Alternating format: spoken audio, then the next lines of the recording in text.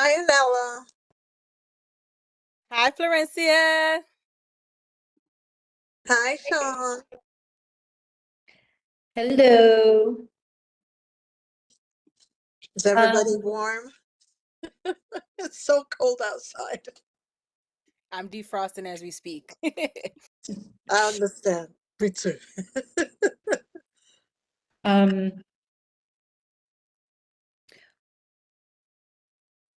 Ornella. Sean.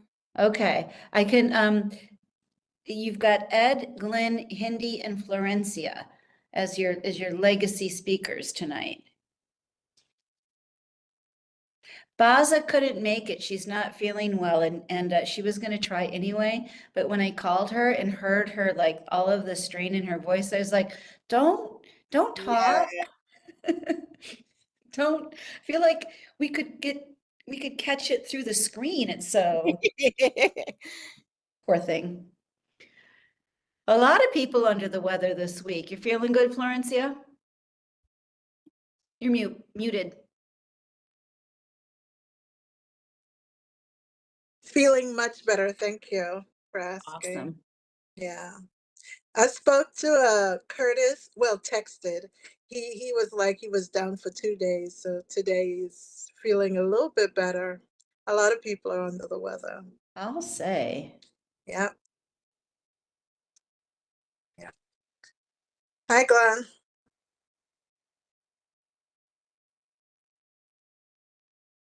Welcome back, Glenn.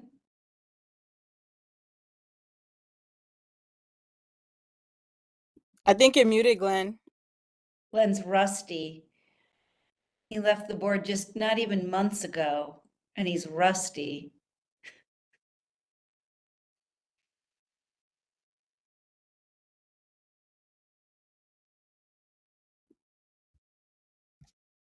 Sean, do you mind confirming who's going to be present again as legacy speakers?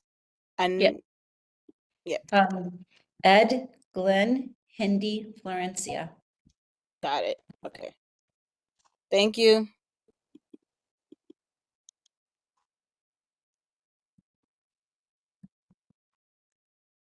How's everyone doing tonight? Good. I've been Hi, Indy. Hey, nonstop meetings today. I hear you. It's like I've got so much stuff in my head that has to like turn into action tomorrow. Okay, at least it's a long weekend, right?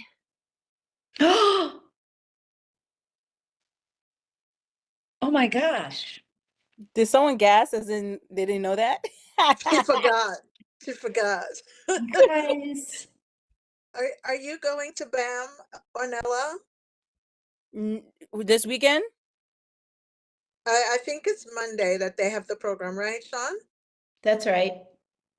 Oh, I didn't even know that. I'm going to be coming back. I get back Monday morning from DC. Okay. Cool. DC. Yeah. Yeah. Is anybody going from the board, Sean? I believe Carl is. Okay. And other than that, nobody's shared their Monday morning plans with me.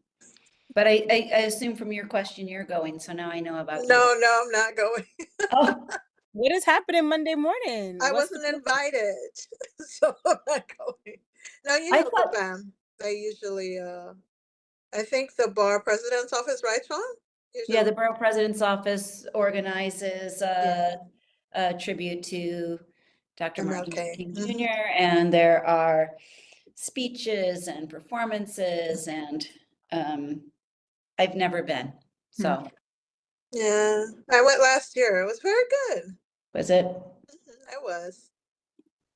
I had some interesting presenters. Yeah.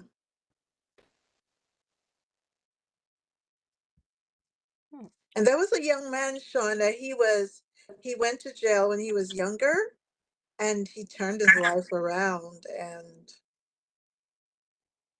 that was really inspiring. Really inspiring. Yeah. There is hope. I connected Al Matthew to a friend of mine at the gym who's a social worker who works with people who works on people who are still incarcerated on their reentry plans. So I thought that they should be connected. Hopefully something good comes out of that. I hope, yeah. And we are not recording, but we are live streaming at 6:30, and I will leave it to you, Ornella, as to when you want to begin. I think other people will jump on the meeting as we go. And just remember, because this is recorded, it will live on the website as a resource. Sounds lovely. I would say let's give it one more minute and then we can jump right in at the top of 31 and we will get started. Sounds like a plan.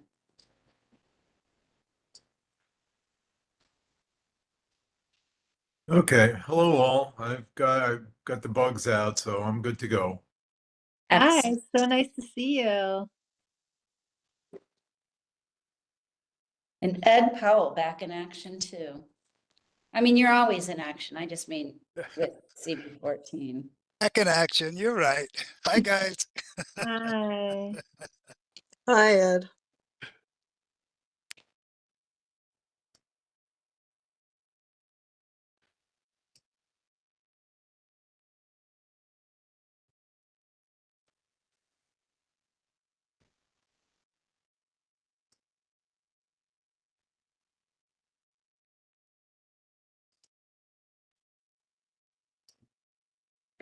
And Jonathan Judge is also joining us as a legacy board member to talk about, well, to talk about anything he wants to, but we kind of thought maybe the birth of the youth conference. Yes. Okay, perfect. So it is 32 now. We missed the 31 mark, y'all. Apologies on that, but we are going to get started just to respect everyone's time. I want to thank everyone who is on the call and anyone who will be watching this live stream for tuning in. So tonight's agenda, for those you should already know, but partly is going to be making sure we gain some information from some of our legacy members. Tonight we have Ed, Glenn, Hindi, Florencia, and Jonathan Judge be sharing some knowledge with the rest of us on here. We'll go in that specific order. The hope is that will take up the first hour, allowing them each about 10 minutes, and then also time for us to do Q&A for anything that any questions that arise. And then from there, we'll shift into some updates about our board's composition right now compared to the community, followed by some next steps we're going to take to make sure we close some of the gaps. So let's just jump into it. Our first legacy speaker is going to be Ed. I see Okay. the round of applause, Ed. Thanks again. And hello, everybody.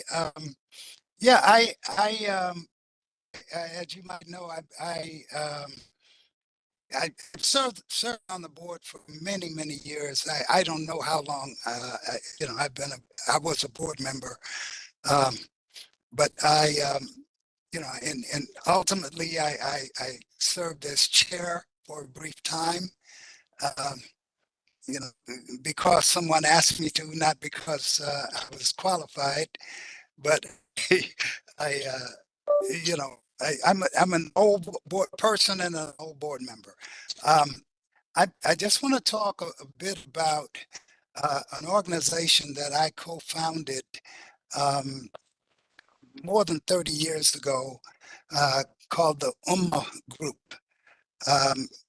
The Group was formed in North Flatbush,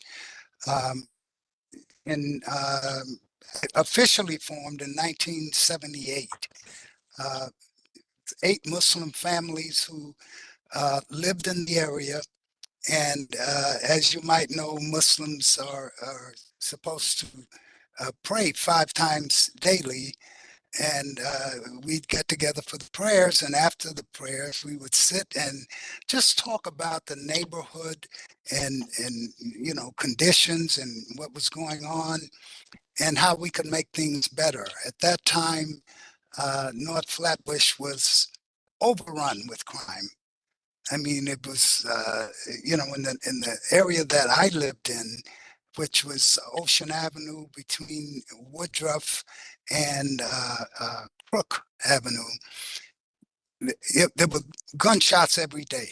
Every day. It was like Dodge City. the drug dealers were running up and down the street shooting at each other and anybody else that got in the way. So that was a big issue for us. Uh, there was a lot of illegal dumping, wherever people could throw out old automobile parts or refrigerators or anything any space they could throw it in, they throw it in. And one of those spaces was right next to the building I lived in.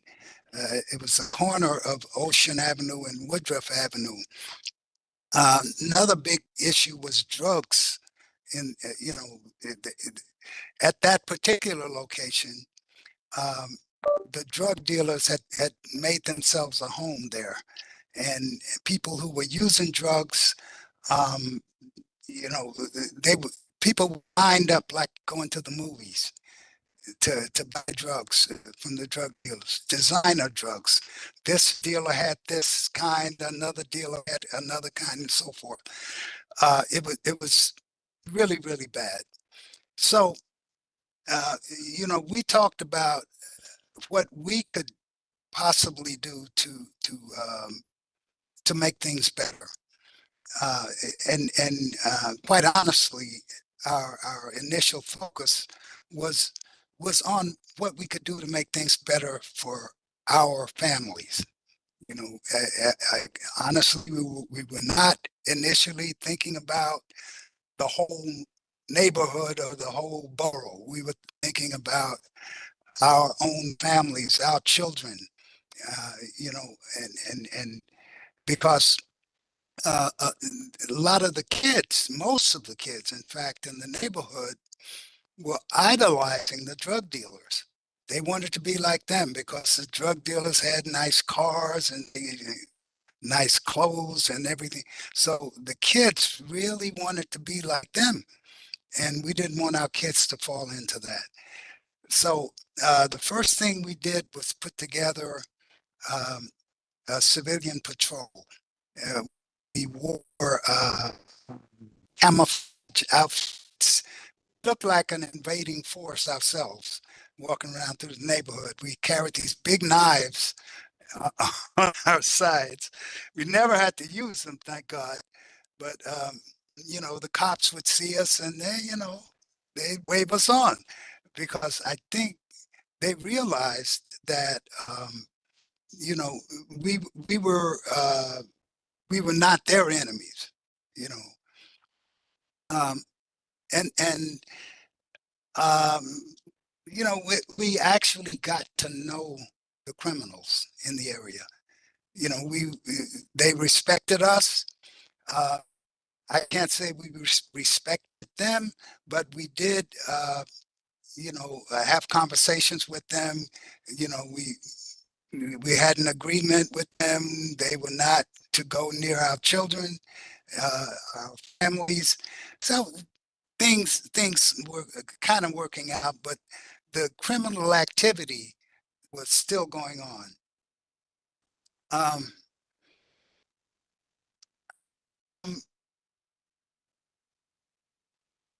I, I'm, I'm looking at my notes to see where I am here. Um, Initially, we were an all Muslim group, but then other people in the community saw what we were doing and they became interested and they wanted to know, can I be a part of this, or is this all you have to be a Muslim? So of course we let them know, everybody, it's for our it's for our kids. If you care about your kids, you can be a part of this. Or if you care about the community itself, you can be a part of it. So um, within a year or two, the organization, there were more non-Muslims than Muslims. So, other people joined our patrols. We patrolled the whole neighborhood. Apparently, we did a good job. There was a lot of press coverage. Um, Other cities started to call me and write letters to me from around the country, asking how they could replicate what we were doing. And you know, it was a very successful endeavor. Um, in addition to the civilian patrols, um, we organized sports leagues for the kids, just teams, but leagues, many teams. You know, basketball, touch football, baseball, and they played in the parade grounds when you didn't need a permit to play there. Um, and That was a hospital, Caledonian Hospital it was at Woodruff and St. Paul's Place. Um, the hospital offered us an opportunity to set up our base. You know, we had two-way radios to set up our radio base in the hospital. So we did that, and this was in exchange for us escorting the nurses at night on the night shift, escorting them to the subway and the bus because it was very dangerous, and it was mainly women, and you know, of course, they had concerns about walking down those dark streets at night to the train station by themselves. So we escorted them. We also organized neighborhood cleanups.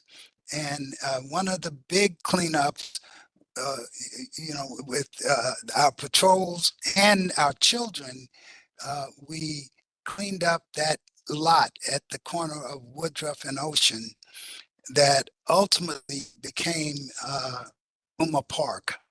Um, we we started to go to precinct council meetings, to the community board meetings, and Sean, am I going on too long here? I'll defer to Ornella. No, you each have about, you're good, Ed. You each have about 10 minutes for the first hour, so you're right on track. Okay. You could have some of my minutes because I only prepared to speak for 3, so. I'll wrap it up. I'll wrap it up shortly. But yeah, we started to attend community board meetings, precinct council meetings. We befriended a lot of the police officers, and ultimately I became president of the precinct council, and I became a board member.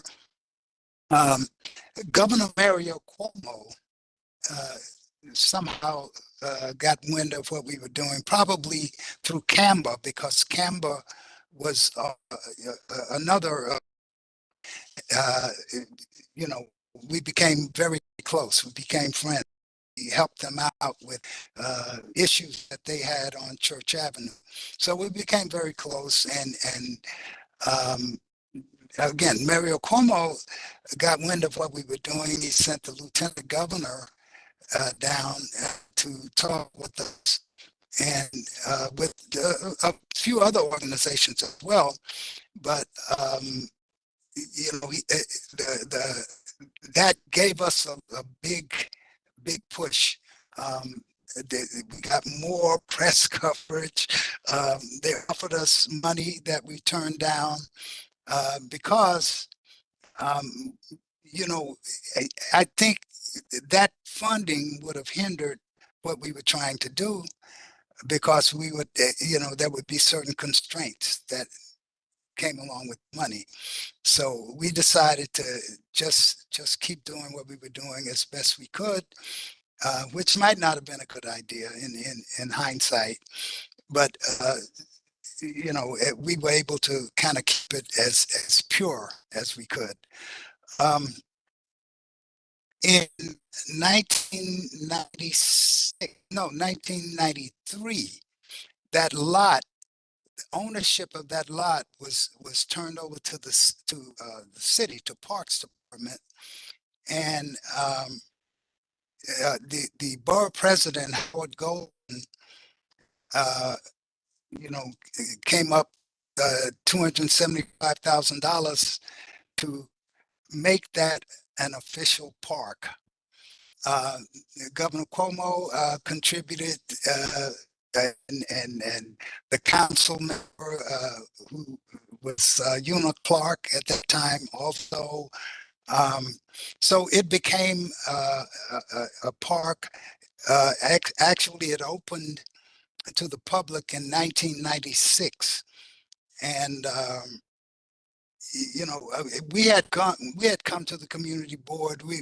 Before it was a park. We came and we talked to Terry Rohde, who was the district manager at that time, and Terry loved us. We loved her, and just a moment. Okay. Yeah, and we were calling it Uma Park. So Terry started to go to the board, and she called it Uma Park. Ultimately, it became Uma Park, and today it stands as a testament to what can be done, with just a few people with good intentions. I'm going to wrap up there. Thank you all.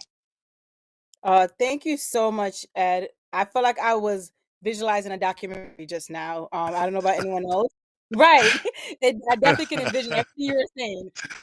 So thank you for sharing all of that information and all that history from our district. That was really powerful. We're gonna keep moving through the other legacy speakers. If you have any questions at all, please make sure you're jotting them down. You will have a Q&A part that you can speak to any of the legacy members and ask any questions throughout. So without further ado, we're going to move on to Glenn. Glenn, you're up. Thank you very much. Oh, sorry. I'm going to have to jump off here, and because I have to go into another meeting, but I'll come back before this meeting is over. Okay, perfect. Thank you, Ed. Okay, thank you. Thank you very much for this opportunity. And I'd like to start by saying that being a member of Community Board 14, probably one of the best community boards in the city, thanks to Sean and Alvin Burke and our current Carl leadership. The only reason I'm not an active member now is I'm retired and my wife and I do so much traveling, I'm just not available. But it's an honor, a privilege, and an opportunity to be a member of a community board. And my perspective on this is, it's nice to be able to be in a position to do some good for the neighborhood, for people. JFK said many years ago, ask not what your country can do for you, ask what you can do for your country. And I take that kind of seriously. But the community board is an interesting place. Every now and then you get an opportunity to actually make a difference. Most of the time you get great information, but every now and then you get a chance to really do something. The thing is, we rarely know in advance when that might happen. So my approach has been to go to every meeting. Clearly, we're responsible for the monthly meetings and our committee meetings and whenever possible to the public hearings, but I would go to every meeting that I could, because you never knew when your opportunity to do some good, to have a say that could make life better for people, would present itself. Most of those opportunities come through land use. Land use is really important. And before I became a member of the community board, I discovered in 2004, across my backyard, which had a small 2-story building, was going down and a 6-story apartment building was going up. So I looked into how that was possible and learned about zoning and got involved in the rezoning that happened in 2009. This is very important because a lot of Victorian houses, 150 feet in from Cortelyou Road, the whole west side of Stratford Road, 150 feet in from Newkirk. I mean, there's a lot of areas around Victorian Flatbush that were not like Ditmas Park and Prospect Park South, that landmark, that could be knocked down and 6-story apartment buildings go up, R6 zoning. The interior of most of these neighborhoods was a 3-2, which could allow for 3-story row houses. So we took on the project of rezoning, which took 4.5 years, and we got all of that knocked down to a 3X, which protects the neighborhood. Now, I don't know how many of you new folks know what an FAR is, which is a floor area ratio. I live in a 50 by 100-foot lot, which is 5,000 square feet. The 3X applies a 0.6. That's the FAR, 0.6, which means 3,000 square feet of interior living space is allowed. And that's what we were able to get the zoning change to, is a 3X. But to do that, under Michael Bloomberg, our mayor, we had to allow for corridors of upzoning so that the city could grow in population, but in a controlled manner. Shortly after that was accomplished, a group of people, many of the same people, decided to try to work towards landmark status. Now, I didn't take the lead on that, but I was a member of that group. And it was under the auspices of Complete the Quilt. That is, there are 11 of these historic neighborhoods. 5 of them are already landmarked, and try to get the other 6 landmark status. Landmark preservation did take up this issue, and the phrase assign staff, whenever it comes to government, city government, until they assign staff, you actually haven't accomplished anything. When they assign staff, that means they're actually going to work on that project. And they assign staff and they look at every house in the 6 neighborhoods. And in the end, they determined that there were enough houses in only 2 neighborhoods that were either original or close enough to original to justify landmark status. And that's Beverly Square West and Ditmas Park West.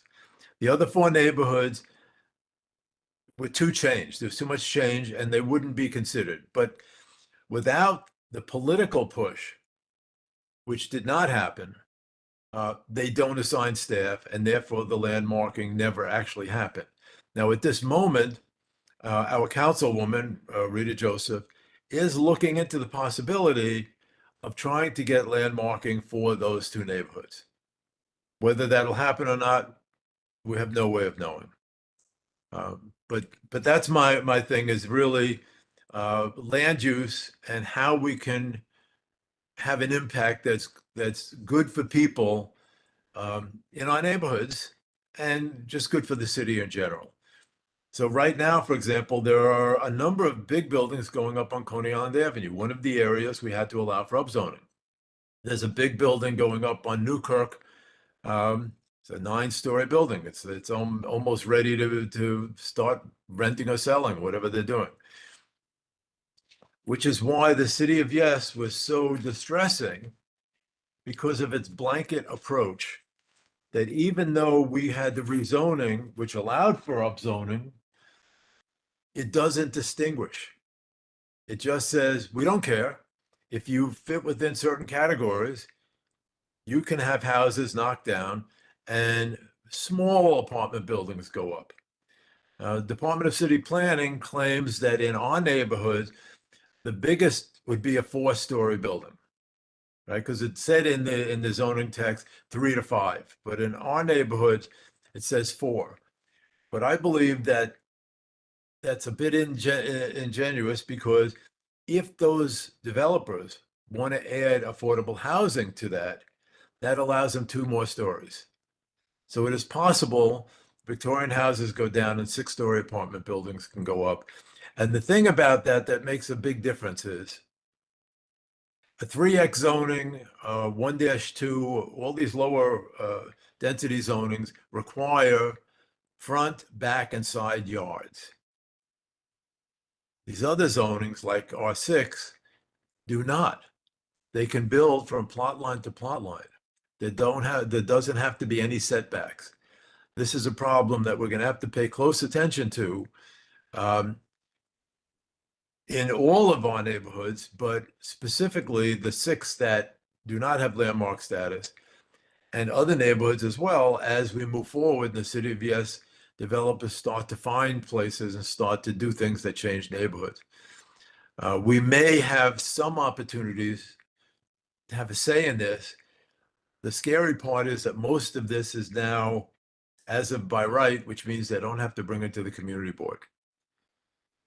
That's what's really scary, which is why some of us got so involved with Rita Joseph to try to do something in advance. All right. Anyway, that's all I have. Thank you very much. I'll be here until about 8:15 when I have to, in case people have questions. Thank you. Thank you so much, Glenn. I was over here taking notes. I've learned what FAR is. So that's being added to my dictionary. And all the different things around zoning. And thank you for starting off with like not only about land use, but making sure we're fully involved in all parts of the board, especially around making impact that's good for our community and beyond. So appreciate you, Glenn, for sharing that. We're gonna, again, if anyone has any questions for Glenn and for Ed, please make sure you're jotting down those questions. As we keep moving through the legacy speakers, we'll allow for some Q&A at the end. Next up is Hindi. Hi, everyone. I have two speakers in front of me who I don't think I'm going to be able to match to do such a good job as them. So I have a lot to step up to. Anyway, Community Board 14 is the best run community board. I know this for a fact because my husband was a member of a different community board, and it didn't run anything like ours. Nothing like the stories that I heard from him. And I'm not going to say what community board it is, but yeah. So thank you, Sean, and Alvin and Carl, amazing leaders who've always been there through thick and thin for any of us at all times. And I remember the first when I first joined the board, I was really nervous, and everybody was so welcoming, especially Sean and Alvin. And Sean gave me a book to read, Robert's Rules of Order. And she's like, this is going to help you. It's going to teach you the ins and outs of what it means to be on the board. So that's a really good book that I'm sure Sean still has to loan out to members. It definitely helped me learn the guidelines. And it has really been an honor and privilege to work with amazing people. And a thing about the board is there are so many different diverse members in our community, and we get to work with people from all parts of the community. So we get to become friends with and work closely with many different members, and we get to learn how they think, and they get to learn about how we think. So it's just like our board is so, like, we all always get along, and it's just like a cohesive board who, like, we think that we problem solve together, we think things through together, and everyone's so respectful of each other. And as a member, I was elected to the executive board, and as a member of the, as secretary, got to learn about, I got to get to know all the members, which was really nice for me. And then as a co-chair with Florenzia, who's going to speak as well, for the safety committee, I got to really expand like my knowledge of the community. I got to do, I go to some community responses with Florenzia, like if there's a shooting, we hand out pamphlets, we get the community involved, and we want to try to make sure that the community feels safe and that they know that we're there for them, and the members of the 7-0 come out with us, and it's just like such a beautiful thing, like that we all work together and we really care about the community.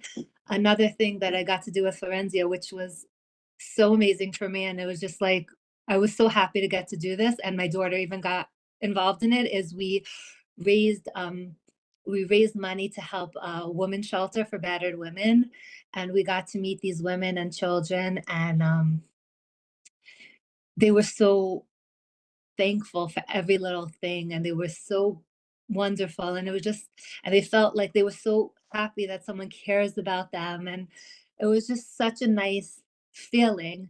And like I think the important thing, like Glenn said this as well, is part of a community board, you get to really help people, you get to meet people, and also you get to meet the officials, so you become friendly with like city council people and members of the DA's office, and you can really, like, there are people who have issues and you can really connect them.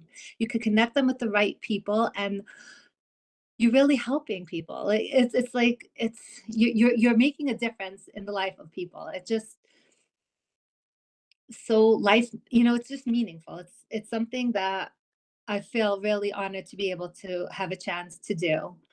Um, and also as a woman, like you wanna, women sometimes feel more comfortable talking to a woman, and also seeing women in roles helping the community helps get more women involved. And it's just like, women empowering women.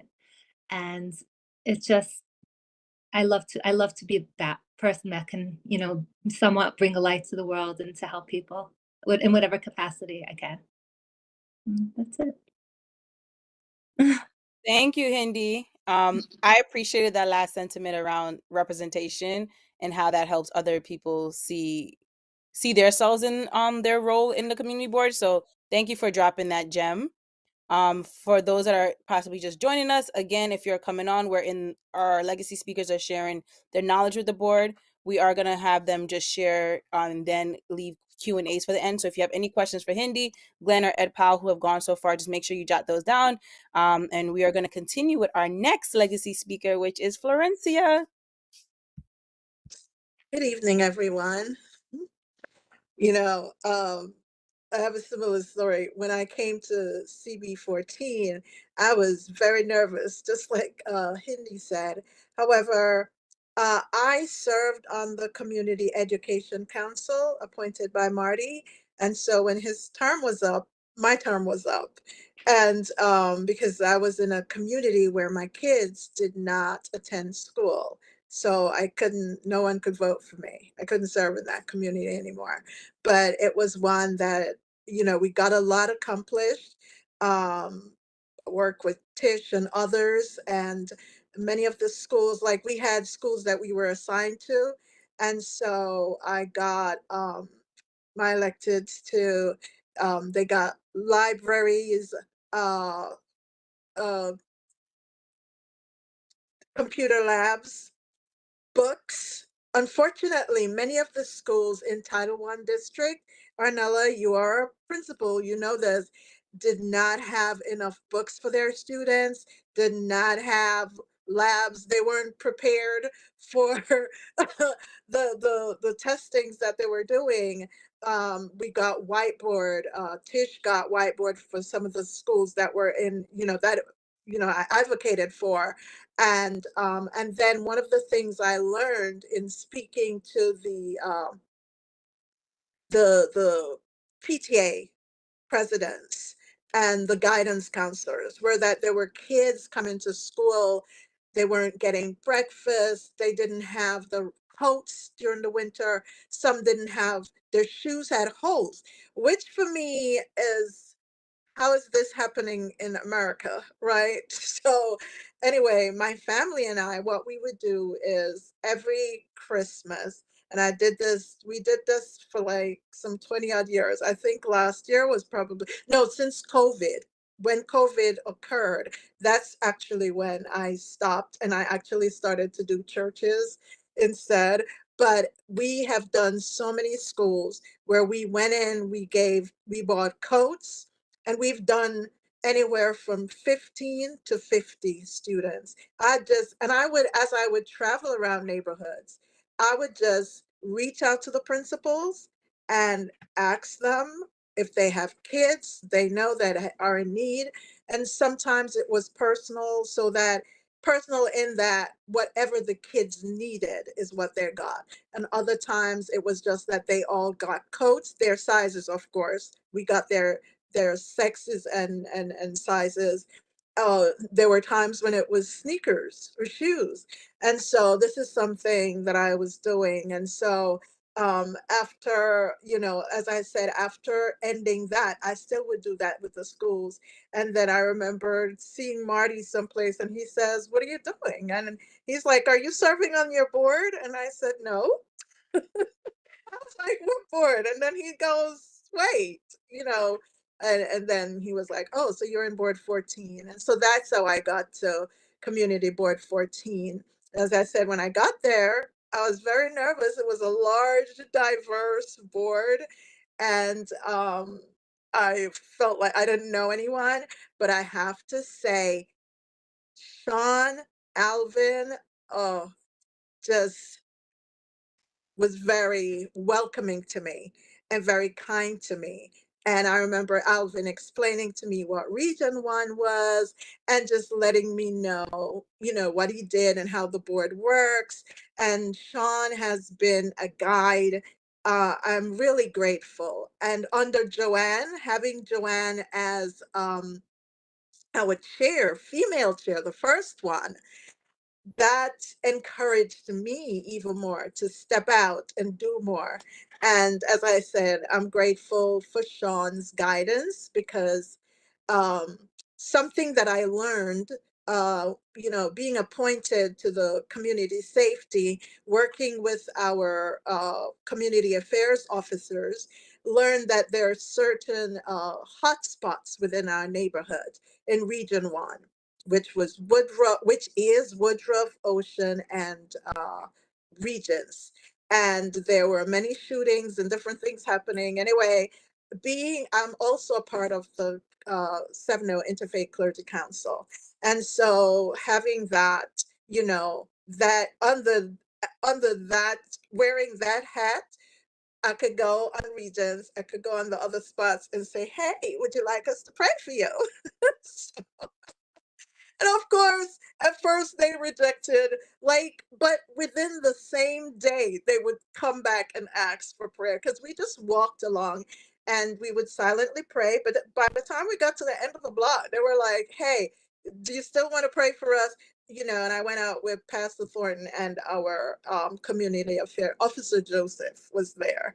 And I can't tell you the difference it has made. And, speaking with Sean, I learned other things. So we were able to advocate and, reach out to stakeholders. And so um, Officer Joseph encouraged me and our council member, Rita Joseph, they're like, "Well, why don't you just go ahead and do?" I said, "Why don't we feed them?" And they said, "Well, go ahead." And so we reached out to a number of organizations and all the stakeholders. And of course, once again, I'm grateful for Sean, who lets me know when you're doing anything, you need to do things legally. So we had to apply for street permits and make sure that, the garbage was properly taken care of. But I tell you something, and even the mayor was pleased with what happened because our police officers in especially in Region 1, and many times a lot of our our folks of color who lives within these communities, they say the only time the cops really stop to speak to them is when they're being either interrogated or arrested. And that was what it was. But then the dynamics changed because when we were giving out food, the DA's office was there. We brought in resources, Catholic charities. Our own Joanne and Corazon was there helping, members from the church, Kamba, Bid, Lauren. Everybody came out and we were all there. And our police officers unloaded the food trucks and help to serve. And folks, there were some folks that cried because they were like, "Wait, the police is doing this for us?" And they spoke to them. Some gave their names, some got jobs. There were resources, and it has made a difference in these neighborhoods. And so we've seen changes within these neighborhoods. And for me, okay, hold on. Just a minute. Just hearing folks, sometimes folks crying on my shoulders and saying, "We were never seen, but here we're being seen. People care." And we were like different races. Everybody joined together and we were all there serving and not being unkind to anyone, not letting anyone feel dehumanized. One lady came by and said she had a certain amount of money in her pocket. She needed medication, she needed food, and she had with tears in her eyes. And we had folks help her to carry 3 bags home. And she's like, this has never happened. So I find that we can come together as community. Sean gave resources. There were resources there from CB14, bags and different things. And just to know we can all come together. And for me, it makes a difference.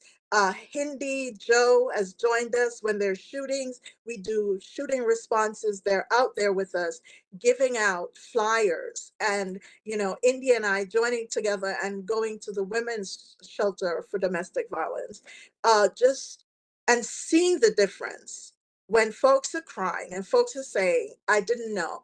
Like women being displaced, their children are displaced, they've been battered and bruised, and they're like, wait, somebody thought of us? Somebody really cares for us and our children. It makes a difference. So I'm grateful for CB14, and it's a very cohesive board. For me, it's like family. I feel like the adopted child that has been adopted and said, come on in. And that's how I feel, and now Carl is there. And, when we lost Dwayne, I'm glad that Yvette and I at the time were co-chairing human services, so we could have that lunch and learn series that now lives on. And the other day, someone who's not in our neighborhood said, hey, I came across this video on YouTube, and they learned a lot from that and helped them in their own health challenges. So the things that we're doing really, really do make a difference. And, I would encourage anyone to become a part of. And I love that our board, like Glenn said, he retired, but folks still support. And we, it's not about, there is no ageism, sexism, it's like everybody come together.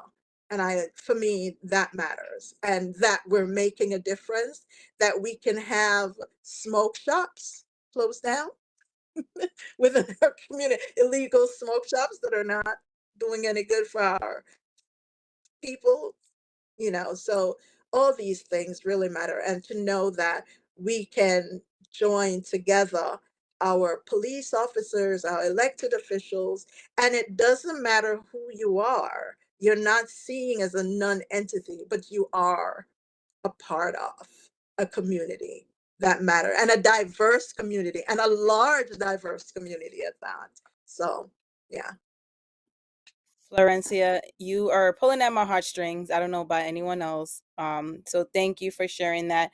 You are on the right committee clearly, because you know how to get that human touch in there. So um definitely appreciate that. Again, for anyone who's joining us and on this call and have any questions for Florencia, please jot them down. We have one more legacy speaker who's going to be Jonathan Judge. After Jonathan Judge, we're going to pause and allow for Q&A. So Jonathan, you are our last legacy speaker for the night.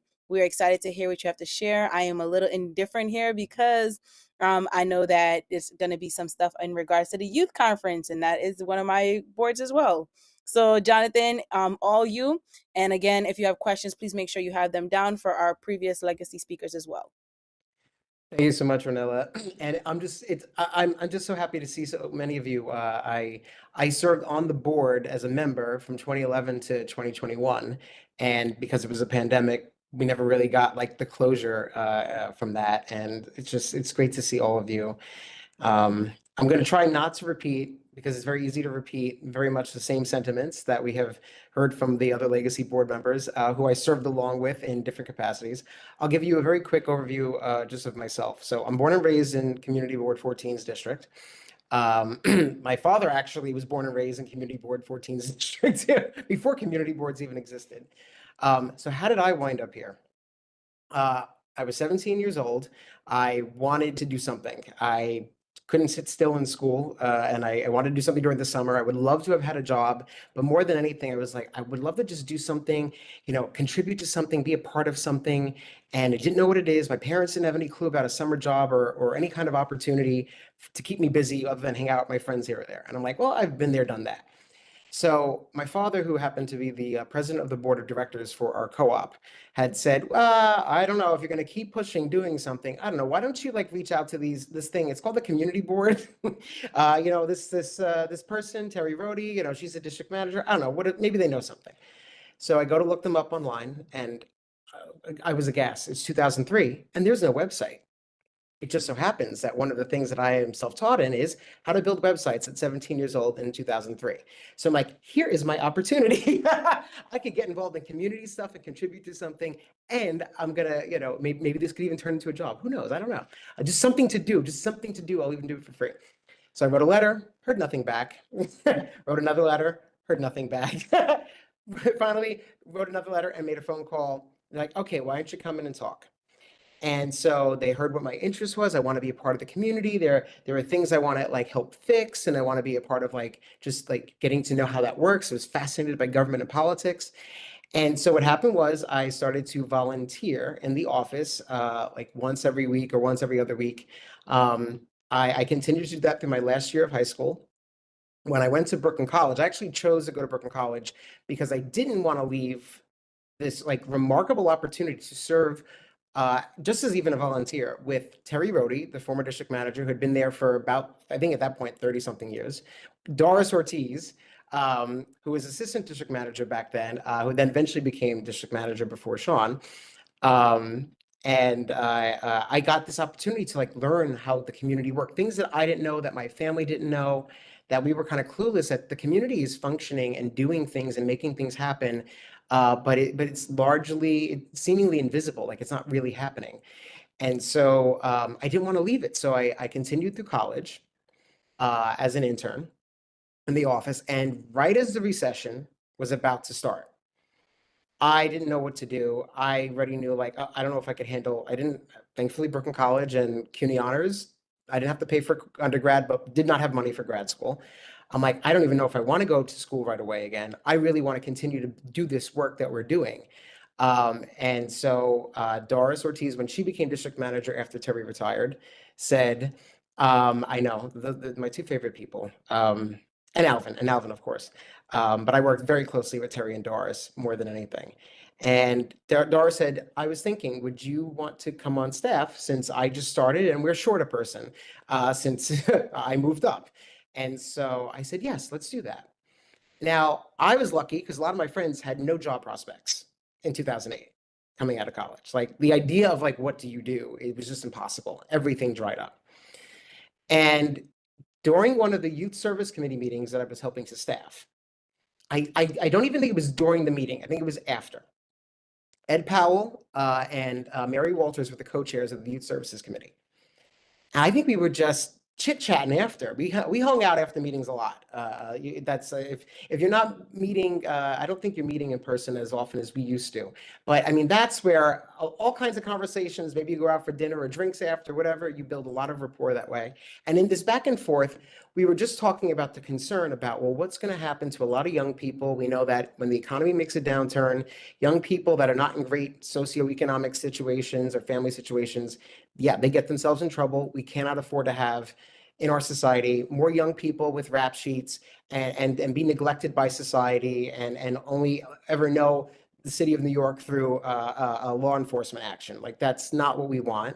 That's obviously something you heard Ed speak highly about, that was a major concern for him all the way through, as you heard from everybody here, I think, tonight.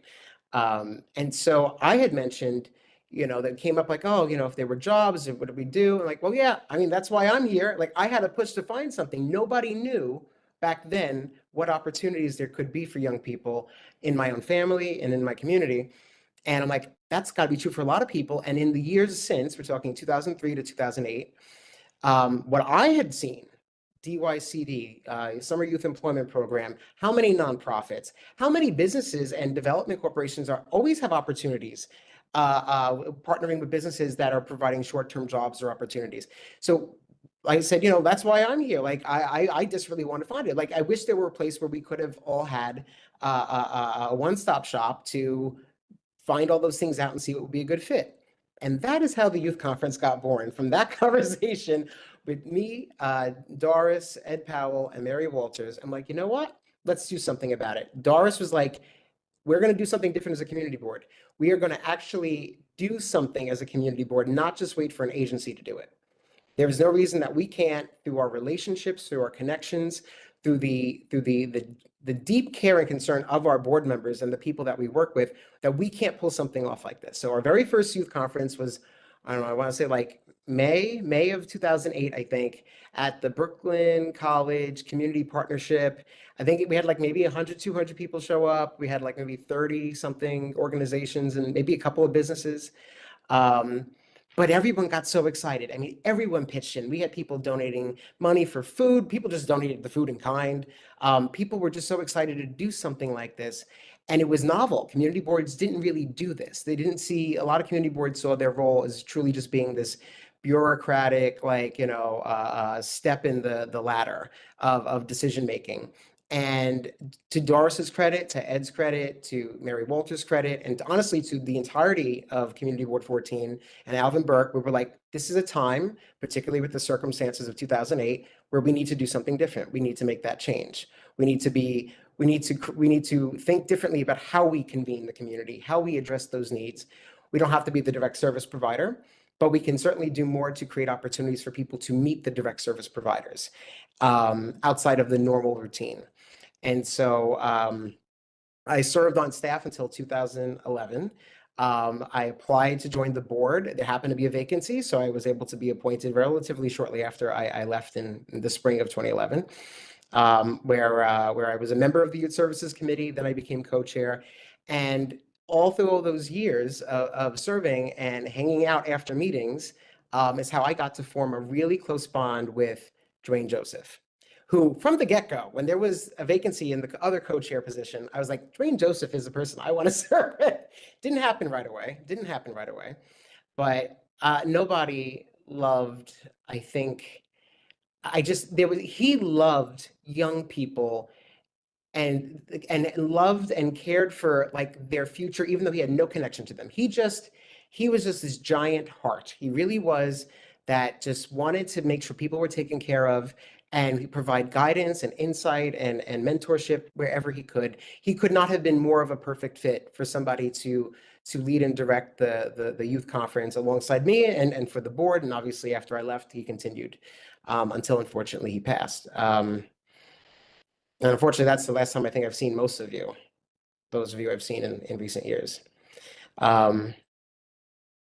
But that, I think, is the way that I'll kind of wrap up my piece of it, is that over the course of from 2003 to like in earnest 2021, it's a lot of years. What I saw through our board and through our community, a lot of it is not visible to people in the day-to-day. They don't know how we work with NYPD. They don't know how we work with sanitation. They don't know how we work with local businesses to solve problems. It's all about the relationships. What the board members do is carry the relationships that they inherit, like Florencia talked about, like Glenn talked about, through all the other ways that they engage. And then I think because of the virtues that we have in our board, that's part of our culture from the beginning, that inclusion, diversity, giving everyone space to be heard, giving everyone space to think and figure out how they feel, sticking to process, so that those opportunities to be seen, to be heard, to deliberate, to be an equal participant, no matter how powerful or rich or not rich you are, whatever the situation is, no matter what your ethnic or racial or religious background is, you get to be an equal, a true equal in the community whenever Community Board 14 is in the room. And I think that is something that is so critically missing in our society right now, or at least the perception of it is missing in our society. And it's kind of our job to just keep reminding people, nope, there is a way that we do this. It does produce good work. You may not always see it, but we need you to be a part of it. We need more people to be a part of it, as board members, as committee members, who are public members, who are people who are just helping out with the youth conference on its 18th one, which is shocking. Think about that. So yeah, be intrepid, uphold those values of working together, and think outside the box, but leverage the connections and build the deep relationships to solve the problems that honestly, Community Board 14 has a great reputation of doing all throughout its history. So I'll leave it at there. Thank you so much.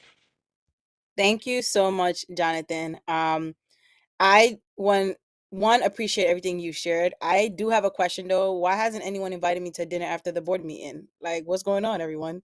I haven't got one of these invites, Jonathan. But with that being said, we have learned a lot tonight. I don't know about anyone else, but I've taken so much notes from everything everyone has shared. So I do want to make sure I keep my promise and open the floor for anyone who has questions for any legacy member that has spoken. Just going to recap again. We had Ed Powell speak, Glenn, Hindi, Florencia, and Jonathan just now. So if you have any questions at all for anyone, you are more than welcome to unmute and ask your question directly.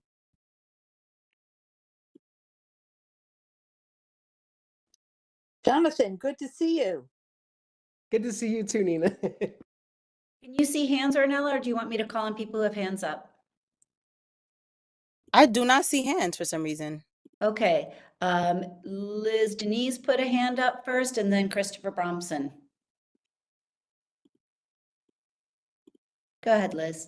Hi, thanks. I wanted to thank Glenn for sharing some of the history of our district zoning. I find it really useful personally to understand how we've gotten where we are as we, have to continue to consider future zoning decisions to ensure we're meeting the housing and land use needs in our community.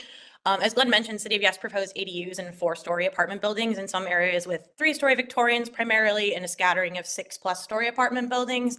And, this rezoning was back in 2009, and it's kind of obvious that home and rent prices are a lot higher than they were then, and people are still fearing displacement, which has kind of really led me to seeing the importance of allowing housing growth in every neighborhood so people can stay within their parts of their neighborhood.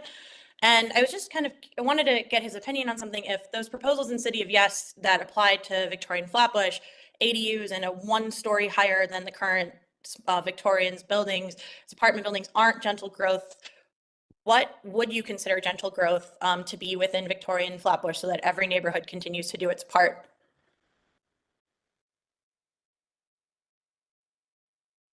Are you directing that question to me or just in general?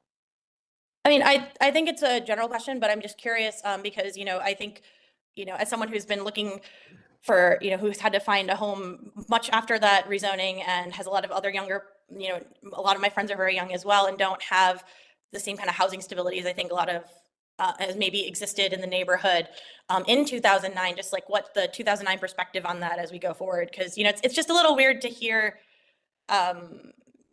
I don't know. I was a little surprised by some of your comments about City of Yes. All right, well, let me explain a little bit then. We have large apartment buildings going up. We gave corridors, and this is true for many neighborhoods around the city that were rezoned under Bloomberg, that if they wanted to get down zoning, a great example is Park Slope.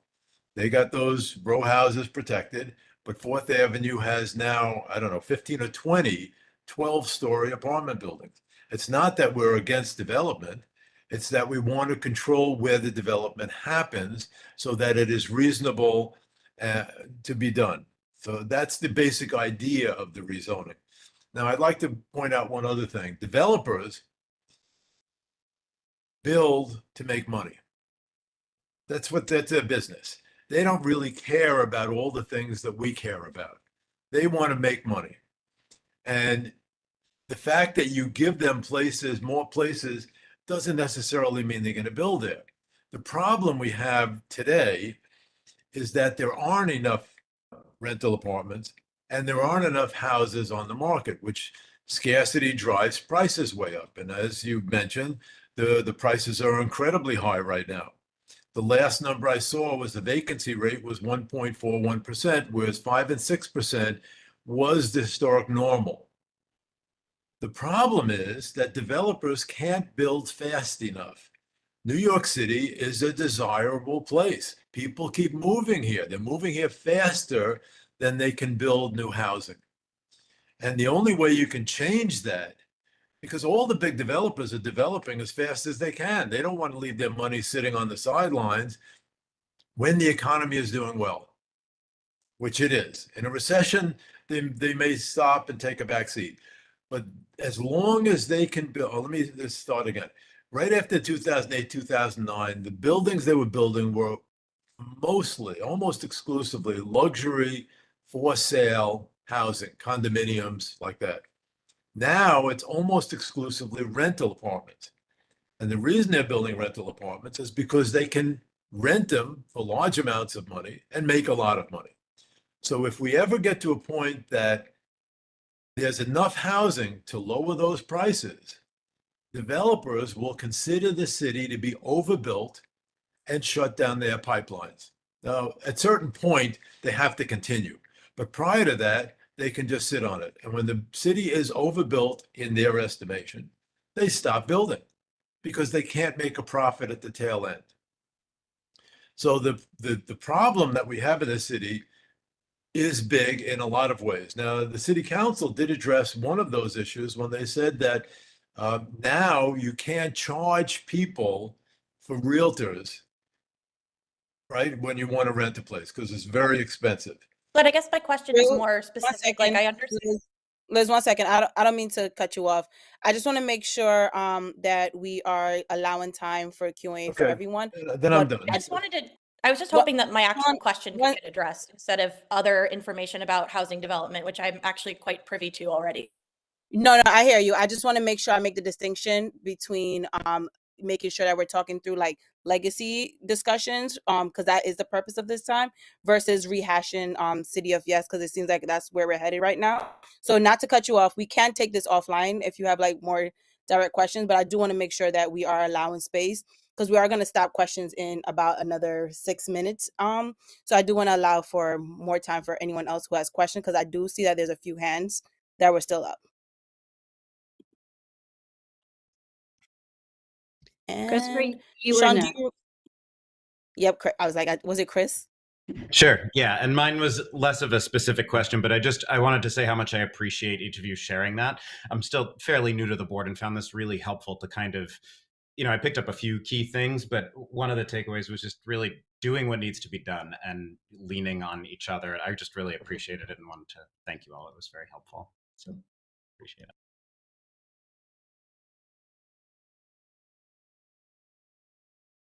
And Florencia, were you going to add something? I thought I saw you. I was just going to say I forgot to mention about Drum that because we do work with Drum and in terms of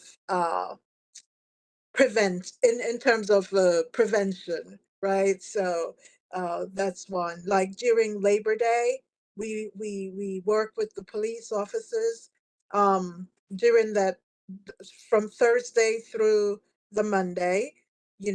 Just to for some of us, we've gone to the precinct, pray with the clergy council goes and prays with the officers, and we also speak to them to let them know, what to expect, and then Drum works with them in terms of that where there are large groups of gatherings, where they're, if they're boisterous, if they're drinking, to just bring some kind of calm and peace. And so it takes all of us. And I just want to say thanks to Joanne and Gail. For me, seeing them and Hindi as part of the executive bodies on the board, and that have really inspired me even more to just step out. And thank you, Sean, for assisting. Thank you. And now I raised my own hand, and I'll call on me since I don't see any others. Because I want to add something. I mean, Jonathan mentioned Terry and Doris, and Alvin's name has come up a couple of times as well. And I appreciate the kind words said about me, but I have their shoulders to stand on.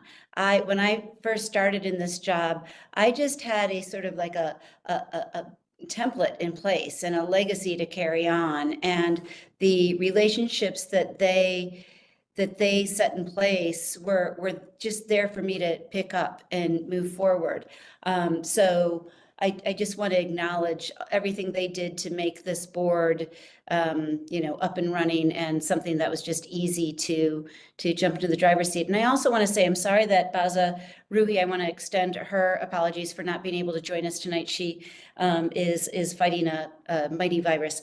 But I did want to just sort of like say, in her absence, we were talking about the diversity of the community, and I think we rank 5th of all 59 community boards in terms of diversity. And I think, Jonathan, I'm sure you have pretty vivid memories of Baza coming to the board and being the first female organization in the Pakistani American community, and the hurdles that had to that she had to jump, but the boost that she got from the community board.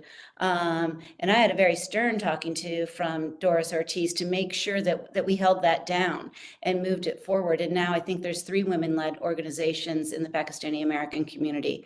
So I just wanted to add that since Baza couldn't be here. Thanks.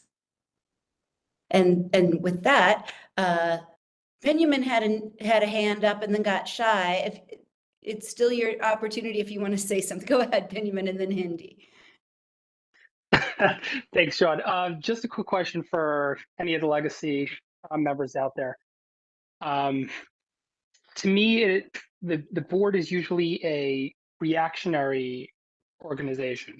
It just is. People come to us and they ask us to help them with a number of things. But I'm sure, as I've heard a lot of you talking about how you took the initiative, you got involved. Are there ways to bring people in to committees and try to possibly, I guess lobby isn't the best word, but work towards what you might need to help the community? So for example, like in Newkirk Plaza, there are ways to possibly push the city people to get them to do something, or do they just come and kind of present and they forget about it the next day? Is there a way to kind of push them?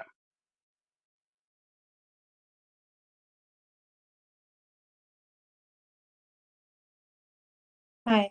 So I feel like a lot of times, like when we see, like especially like Florenzia and I, when we saw like a need for certain things, like there was a time that there was a lot of fires, so we had the FDNY come down and speak, and we talked about fire safety, which I thought was very helpful for the community. And I also learned a lot about it and was able to bring it to my school, which I teach in as well. So that was very helpful. We got a lot of, we got a lot of members becoming more aware of stuff like that. So like drum, we bring in different organizations where we see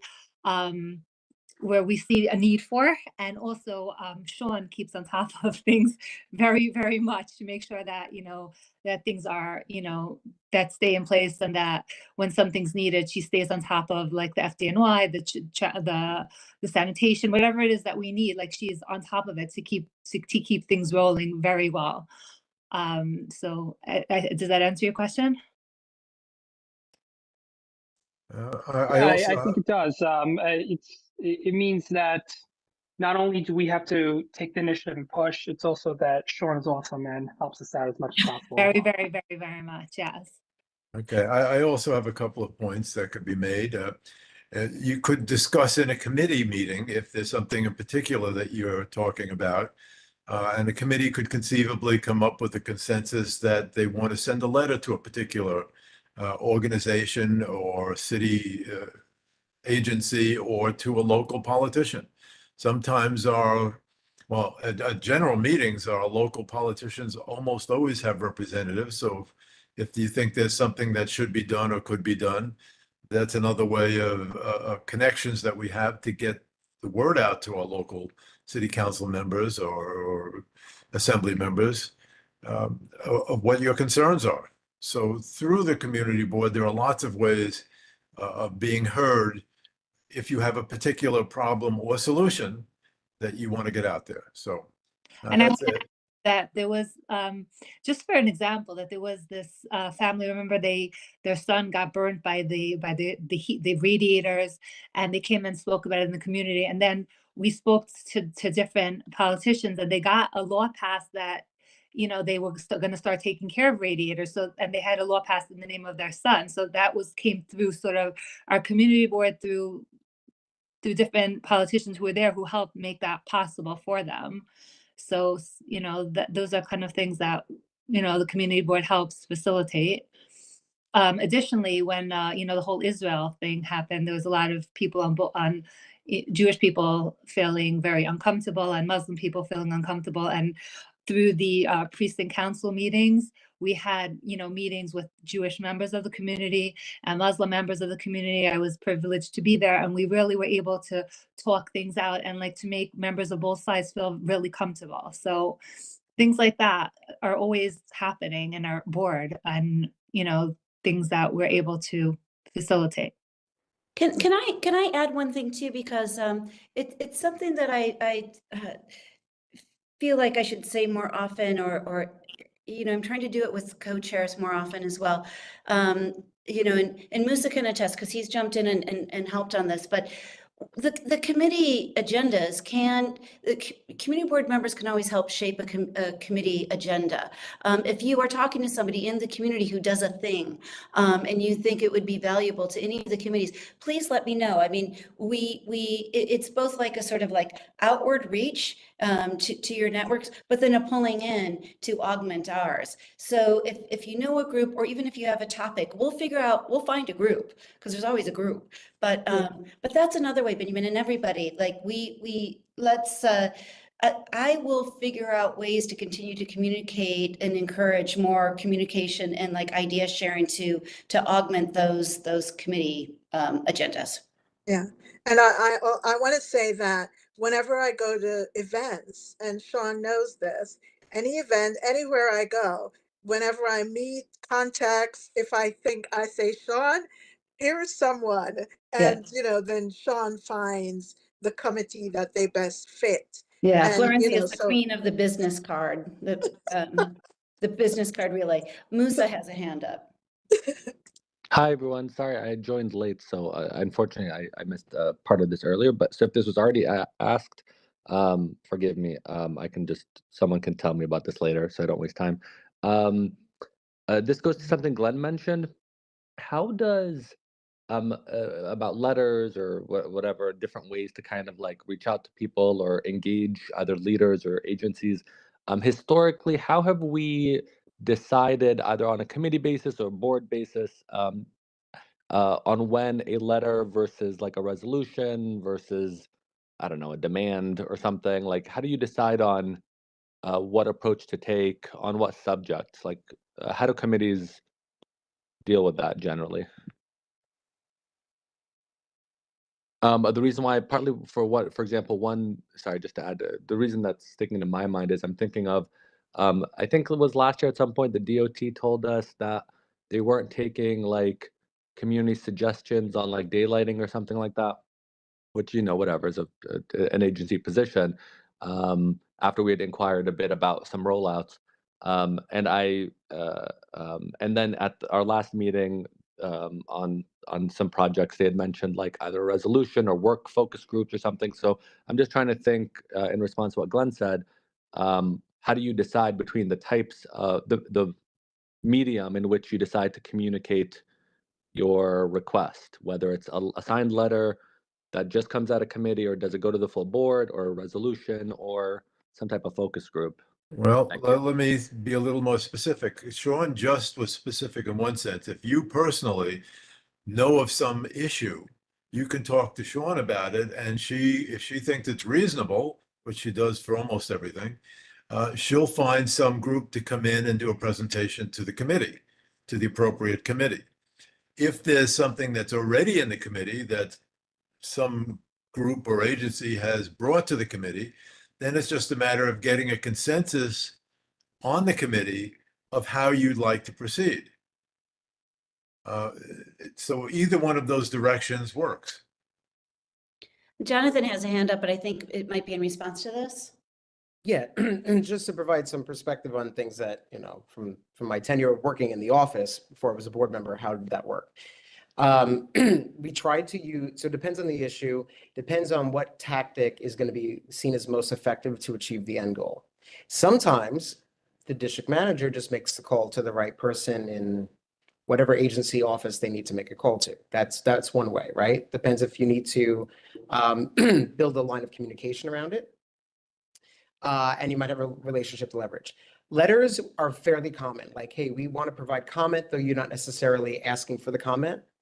And that is usually when there seems to not be an opportunity, maybe like a public, a public session or a public hearing type of environment, but the committee wants to either initiate something or provide comment.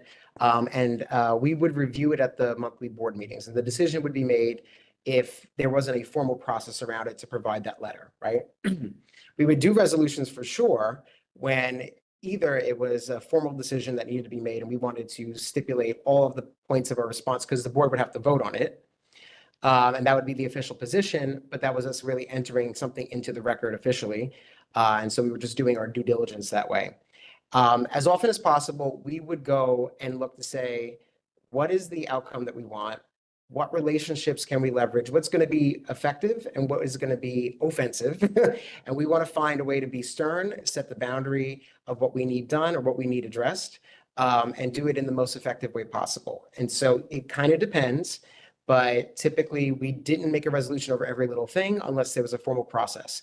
We would send letters to the right person to initiate communication and then follow up as need be. And lastly, always leverage the district manager's office and the relationships that they have from day-to-day operations to get answers or insight about appropriate next steps to get things moving. And believe it or not, that works really, really well, like most of the time, at least to know what the thing is you need to do in order to get the result you want. So that's just some of the things I've seen from both ends of the equation of being on the board and also working in the office. Thank you. Based on the lack of hands I see in the chat, I think that might be all the questions that we have. But if there is anyone who do still have a question, I want to make sure. Chat.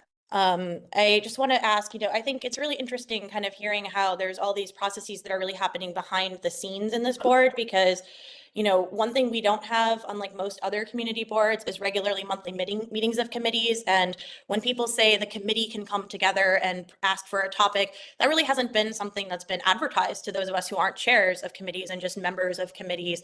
And we don't tend to have like new business. And, if we are meeting a single committee at a certain time, of, only a few times a year, it's rather awkward. I think that kind of goes to part of maybe why I'm a little confused, why I asked a simple, other business is not often brought up at the end, but we can maybe work on that. But, I guess it's just very interesting to kind of hear this because, it's weird to have had a question earlier that was a pretty clear question.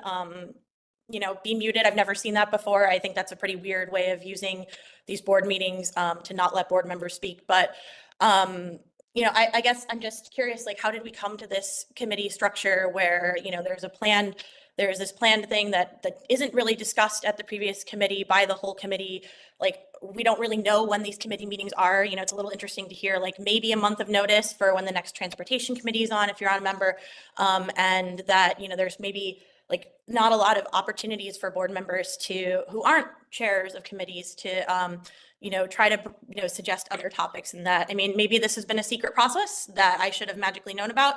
But I think that this is just very surprising to kind of hear some of this being discussed in this way, when like that has been my experience as a board member for 3 years who hasn't been a in charge event on a committee chair or anything. And yeah, I don't know, I guess just like curious how we got to that state. Because it's really, really atypical for community boards. And I think it does make it a lot harder for members of the public, not just, people who are on the board, to get ideas brought. But if a member of the public knows, hey, this meeting is going to be this third Tuesday of every month or something every time, it's a lot easier for them to try to come and interface in person. If maybe they don't, want to, for whatever reason, send an email to the board office and maybe not, and I know that the board office is really diligent in following up on that, but I think it's hard for community members to, not like the city agencies don't respond very well sometimes and don't respond too often. And, having meetings kind of gives us an opportunity to bring up those concerns and hear them and give them a voice. I'm going to jump in there, Liz, to respond. I see your question in the chat as well. Before moving on, though, I do want to make sure that what is true about like our committees and like the board in general is that we have to make sure that if we do have agenda, that we're conducting a meeting that matches the agenda. And there's always, at least from what I've seen on every agenda, there's always a last other business on there, including this agenda. There's space for other business, which is an optimal time to like share anything outside of what is on the agenda. But what we do, at least I speaking for myself as a chair right now, is you want to make sure you get through what's on the agenda because people show up for the items on the agenda. So for me, I would like to apologize before for making sure for not helping to keep the meeting staying on agenda. But if there's anything that comes up in other business that is related to the committee, that is the optimal time to do that. So for anyone on this call, if you are ever looking for an opportunity to be like, hey, this is coming to my mind, this is perfect for the transition committee, this is perfect for youth services, whatever committee, that is, I urge you to use that other business section to share those ideas and thoughts. And then I know you had a second question, Liz, about like regular monthly meetings. I guess my question, I'm going to defer to Sean for that one. Yeah, I guess that's part of what I mean by like some of the other businesses being as confusing is that, you know, if you don't know when the next meeting is, it's sometimes hard to like bring things up in between it. And like having more regular meetings is one of the ways that has kind of been standardized to make sure that there are opportunities, not just as other things are presented. You know, I think I've definitely spoken with my, you know, committee chairs about ideas to bring forward, but you know, I don't always get to, you know, and not that this is no shade, you know, nothing upset at that. It's just you don't always see the follow up from that or know where things are in process, and that can be very weird as a board member. Liz, a lot of time, like we don't always know that far in advance when our next meeting's gonna be. So as soon as we do, we announce it at the, you know, at the monthly meeting. So there's usually like at least a 3 weeks grace period of when the next meeting is. But additionally, most of the meetings are WebEx. So like it's not like it's not in-person meeting. So you could always, you know, we would love to have you jump on. And if you ever have any ideas for the safety committee, we would love to, you know, for you to contribute or let us know. And we're definitely open to any of your ideas or, you know, contributions for sure. May I say something? Mm-hmm. Yeah, so I'm a little bit perplexed because I served on the Youth Services Committee for a while, not as a co-chair, just as a member of the committee. And we were always notified via email. Am I mistaken that we get notification of the meetings when they're happening? And so, and we do have the calendar. We can also go to the website where it is there, all the meetings for I'm not sure. We get them, I think we get them in time. Just We to do clarify, get them in time, and we do at every meeting there is always other business, so I don't understand. just to clarify, my comment is perhaps more targeted at the frequency of meetings. When some committees meet almost monthly, especially like the youth committee before youth services and education in the library before the youth conference, but then other committees meet maybe twice a year. And so a little bit of that is, you know, you find out sort of last minute that this like, and I guess maybe my schedule is different than some other folks, but sometimes 2 weeks of notice involves a lot of shuffling. And I make that a priority because I'm a board member and I have a responsibility to be here. But I could see that if there is a committee meeting scheduled only 2 weeks in advance, and it's the one of maybe 2 or 3 in the year on that topic, someone from our community might not be able to do that same sort of reshuffling, particularly parents who have children who they have to, you know, or people who work nights or something like that. And so I just wanted to, you know, ask and get an understanding of how we got to the structure where we don't regularly meet every committee. We meet in this way of when something comes up from DOT or from a ULERP or from, you know, someone having a really great idea and Sean magically finding the best. And I think magically is out of respect. Like Sean finds fantastic people to help present on these issues, but like sometimes that can take time. And so sometimes issues, you know, get discussed perhaps a while after they've been brought up. And maybe at that point, you know, I guess I've just heard from some community members that they wanted to talk about something, and then when you know, there's not an opportunity for a few months, and then, you know, I guess like flooding on our block, and then when the like flooding from Prospect Park, and then when that meeting finally gets scheduled, you know, they didn't.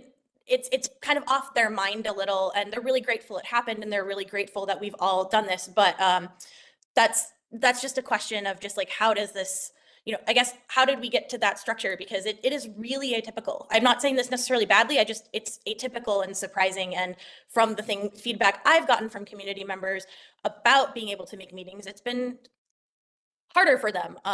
But that's like, so I guess it's a question of like, why don't we have standing monthly meetings and instead have things where they're scheduled who knows what day of the week, and only as things come up in a often very only behind the scenes way.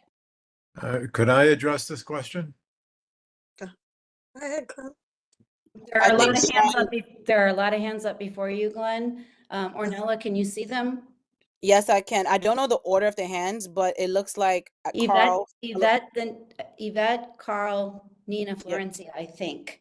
If any of you object to that order, correct me.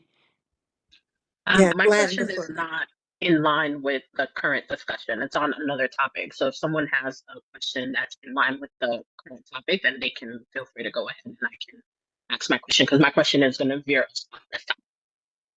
Okay, got you. Thank you for that. So then yeah, I'll hop in. So thank you, Liz. So there's a few things. So the first thing is regarding the frequency of the committee meetings. Unless I remember incorrectly, per our bylaws, committees are supposed to meet a minimum of 3 times a year. So that's the first piece. The second piece is there's a trade-off to what you are proposing. And so, like Hindi said, the district office does its best to work with the availability of the various entities, right? Whenever, you know, there's something to discuss, right? The flip side of that coin is setting a regular cadence, and then if the people aren't available, either canceling that meeting and then rescheduling the next instance for when those people are available, or trying to find someone else to do that. So there's no perfect answer, right? And so I think that's why. So that doesn't answer your question in terms of why we've been operating that way, but I bring that up just because, like anything else, there are trade-offs, right? And so that's that piece. And then the other thing as well too, regarding the question earlier, regarding the FLAPA zoning, this is just my opinion, right? Yes, you had every right to bring up that question because that was a question to Glenn providing context.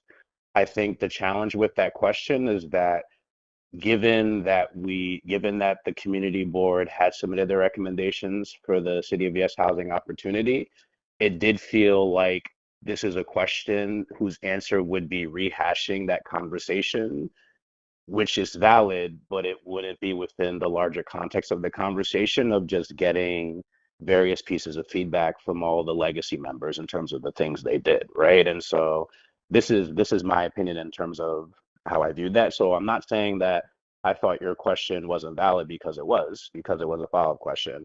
I just thought for myself, like, I could see a reason why there was some concern about, while that's valid, is the answer to that question serving the greater overarching purpose of that first part of the meeting that we're having? And so this is just me chiming into these specific pieces, right? And so quick recap, per our bylaws, unless I'm wrong, committees are supposed to meet a minimum of 3 times a year. Part 2, there's trade-offs, right? I mean, if we have our executive committee meeting sometime in the fall for 2025. And so if we decided we were going to do standing meetings, we could do that. And then we would have a different group of people be upset when inevitably some people would no longer be able to make those, right? I mean, so there's trade-offs, right?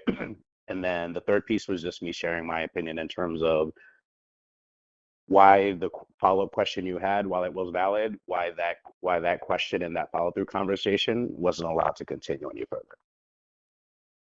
Okay, I just want to note that I find that very strange because I was directly responding to a lot of the information that Glenn had brought up. You know, he had brought up that, but, you know, I respect that. It's a very strange, perhaps a double standard. I understand for sharing Just my opinion.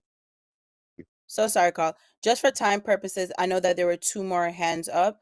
We want to make sure we get to Yvette and then Nina. After those two questions, unfortunately, we do have to end Q&A and move into the second item on the agenda because we are coming to the 8 o'clock hour. Yvette, I know you had a different question, and then Nina, you are following Yvette. Thank you. Good evening, everyone. So my question is, and maybe it's not something we can resolve in tonight's meeting, but for a future meeting, I would really want us to talk about how we onboard new members to the community board. I know that the borough president has its own onboarding process, but I think it would be helpful and beneficial to us, to our community board, to have a process in place where maybe it's like a 2-hour meeting where we kind of just like go through nuts and bolts, like Robert's Rules of Orders. This is like all of our committees. These are the committee chairs. This is what each committee focuses on. Committees meet 3 times per year based on our bylaws.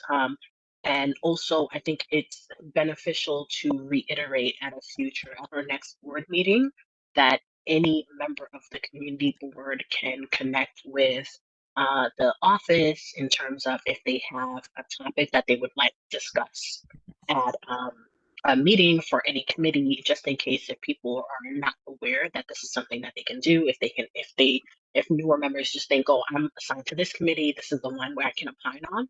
And maybe in our next community board meeting, we can reiterate that feedback is welcome, suggestions are welcome, and it doesn't have to be related to to the committee that you sit on. Thank you, Yvette, for sharing that. I think that is a good point, and definitely in line with like the purpose of the transition committee. How do we onboard new members and ensure that knowledge is being shared? So that is definitely something we should explore. And then I know Nina, you had a question, so Nina will be the last question in the Q&A, and we'll move on to the next agenda item. I'm not so sure it's so much a question, although, well, yeah, I have a question that's stacked in there. First of all, I would like to say, having been to a number of community board meetings in various neighborhoods in Brooklyn that, because of where I work, were pertinent to me, as well as being at some community board meetings in Manhattan. Every board does have its own flavor, and I will tell you, I have been at some pretty crazy meetings where there is nowhere near the respect for other people, even when they have strongly opposing views, that we've been able to achieve in our meetings. I'm kind of wondering, listening to Liz's concerns and some of the others. I mean, I have not felt that things were not transparent. A lot of how our meetings, the various committee meetings get set up has to do with, topics that people have brought up, and then when people who can speak are available, and we try to work it out so that the chairs and other members of the committee can be there. But I'm just thinking, and maybe this is a question for Sean, it sounds to me like Liz is saying that when people in the community have concerns, that they don't have a way for those topics to be brought up by the committees. And I'm wondering if there's some mechanism that maybe can be put in place to make a little bit more of that happen.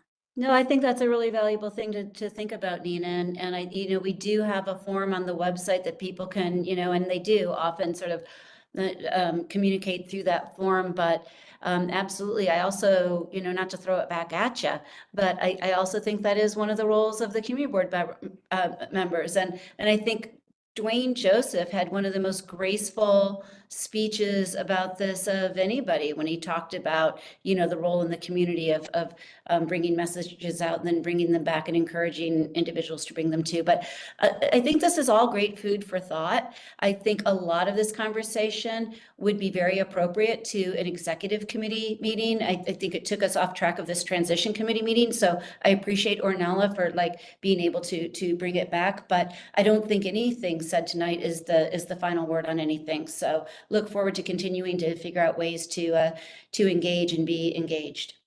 Well, we have our legacy and we're always evolving as well. Right on, sister. Yep, two need to be true at once, right? Legacy and development, right? With that being said, that was our first agenda item. I want to take the moment to thank every single legacy member that was present tonight and shared so much knowledge. I have a long note right now running on my computer of everything that you guys shared. As someone who joined 2 years ago and gaining some of this knowledge, this was really helpful for me. So I hope I echo the same sentiments as other board members or anyone who's listening right now. So if we could just give a round of applause to the people that shared. And then we are going to pivot. Yeah, there we go. And then we are going to pivot to the next agenda item. So the next agenda item is about our board composition. Just some next steps we're going to take in support of that. For those that were at the last transition committee meeting, I shared a presentation that gave some of the data that came back from our survey. I'm quickly just going to share that one more time. I'm not going to spend a lot of time on it, but I do want y'all to see the data and then just some next steps that are coming from it. So give me 1 second, y'all. Let me just share my screen. If someone could come off mute, because once I share my screen, I'm not able to really see if you can see. So if someone could let me know if they see this first screen. It's visible. Yes. Okay, perfect. So what this data is, beautiful. Thank you, guys. What this data shows is just the demographic of our community versus the board. So in the blue, which is the first row, you will see the board's composition based on our racial demographics, and then under that you'll see the community and then the variance.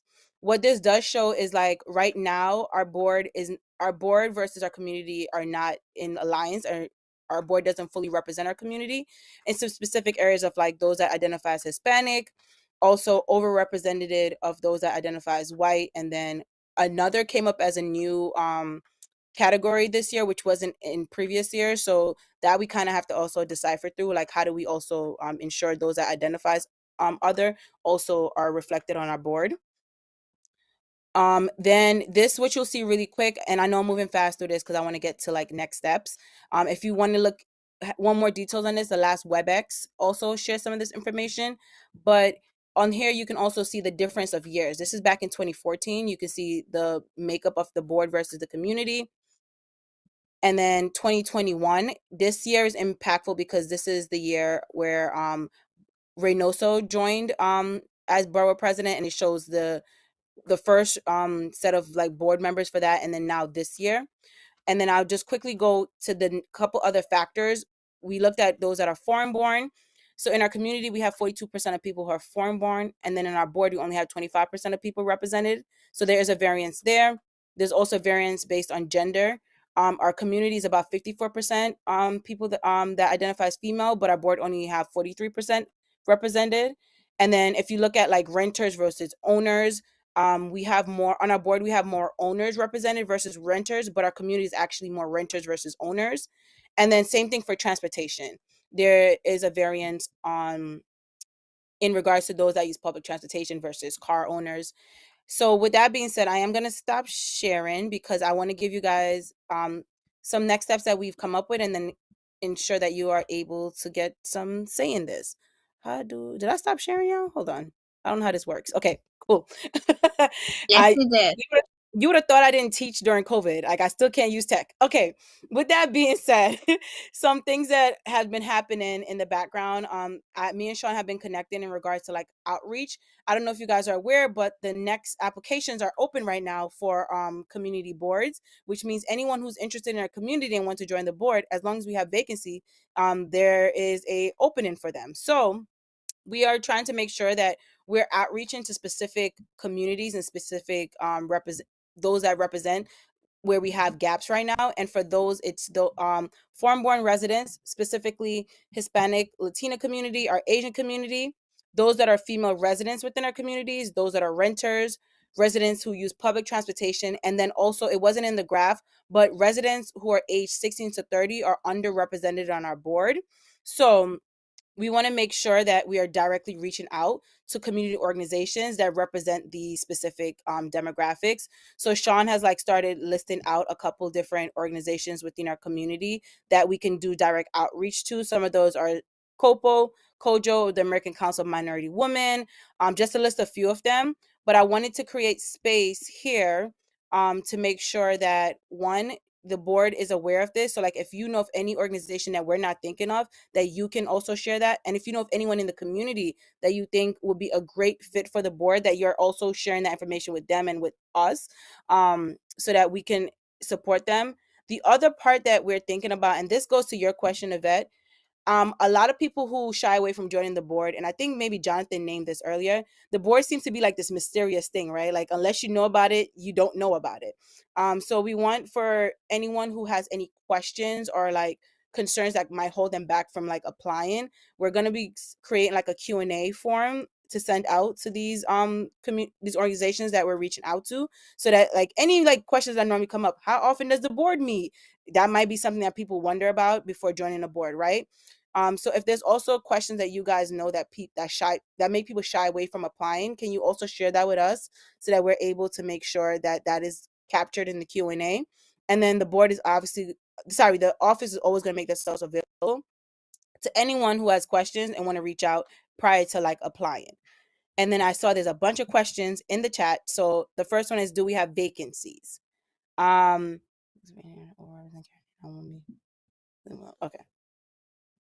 I can jump in on that. Yes. There are, maybe Carl needs to help me. There are 4 or 5 vacancies. And then there will be board members with not stellar attendance who, if I'm basing this on past borough president action out of this administration, will definitely be removed. If you have 50% or if you have 50% attendance, you will be interviewed. If you have less than that, you'll just be dropped. And I think there won't be any changes due to council district changes, but I can confirm that with the VP's office. Can I also say, like, if you have any questions about whether or not you are supposed to reapply, please call the office. The borough president's office did send those of you who are supposed to reapply a reminder, but I have found a number of errors on their list in terms of people's starting dates. And so I'm concerned. And in fact, I'm going to reach out to a few of you. I don't think any of you here, but I'm going to reach out to a few members who were appointed in an odd year, but told they don't have to reapply this year because that's funky. So I just want to make sure that all of the records at Borough Hall match what every board member really needs to do. Yeah, Sean, thank you for sharing that, because we did find a few discrepancies around if you should be applying or not, and we don't want that to impact anyone's ability to still serve as we continue to move to the next term. I think I see hands. I don't know the order on here. The way I'm seeing it on my end is Glenn, then I think Glenn's hand. Sean, help me here, because for some reason it's like glitching. I think it goes Musa Glenn. Oh, Musa's hands up as well. Musa, you can go first, and then Glenn following second, if I have that order right. It's thank you, I appreciate it. I don't know that I care too much about the order, but since I was called on, I will go ahead. I'll use the opportunity. So I had two points or questions to make, I guess. One is, I remember when we had the big transition committee presentation on all the details. A part of that overview was about how we also look to diversify our pools based on areas in the district. So I don't know how the lines. I don't know how you count them or whatever. But like, you want X number of people coming from the lower part of the district and maybe on the western part, and we're at whatever. So as we're trying to diversify on certain key measures, I think I heard foreign-born, renter, primary transportation mode, or something like that, as a few examples. is that still taking into account, like we're trying to find more renters and still balance out the territory distribution, or are we just prioritizing those measures, and it's more important to get those measures up, at least for this cycle, and then kind of maybe rebalance geographically later? Like, how are we doing that? I have a second question, but maybe that's enough. I don't know. Go ahead. Ornella, can I try? Can I? Absolutely. Can I just jump in real quick, because then I have to leave. It's already 8:14. So I just need a minute or two. Like, historically, we've had difficult, let me start differently. I am very happy to hear about all of the outreach. It's really important to have outreach. Historically, we've had trouble some years of getting to 50 volunteers. No. So not so often, but still, I mean, if we had 60 or 70 people who were applying, you could pick and choose. First of all, we don't pick and choose. The borough president does. So that's kind of the finer point I wanted to put on Musa's statement. Like, we are not selecting board members. We are assisting the borough president in trying to ensure that the borough president has enough choices from among all of these groups. And there's never been too few. There's never been too few applications. We always have way more applications than there are vacancies. But, you know, to your question, Musa, there are some concerns, at least when you look at the map, and I can hold it up in a second, about the representation tilting north. But it looks a little bit worse. I shouldn't say worse. I don't mean, it looks a little bit more northerly than it is when you then look at the population distribution. So here's the map. Can you see it? Like Yeah. There are far fewer down here, but the population density is not as great as up here. But still, I think the distribution is off a little bit, and I was trying to work with DCP to determine how off it is. But it's both and. It's all and. It's I see. everything. Okay, that makes sense.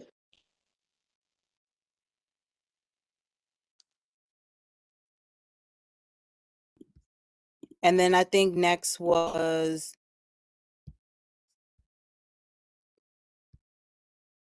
Melissa, followed by Bendette. Benjamin, yeah. Yep. Thanks.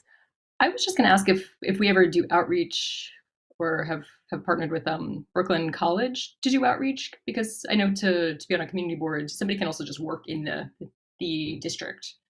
And that's, I know, also part of the reason population density is less down there. But if that's something we've done or we would want to do for the staff and the employees there.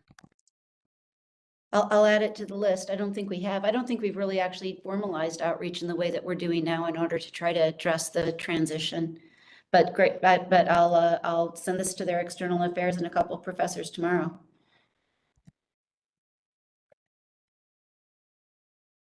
And then Bendette. Hey, so just two quick comments. First of all, to strike while the iron is hot, and to piggyback off of what Sean was saying, it would be awesome to see more Southerners out there coming to the board.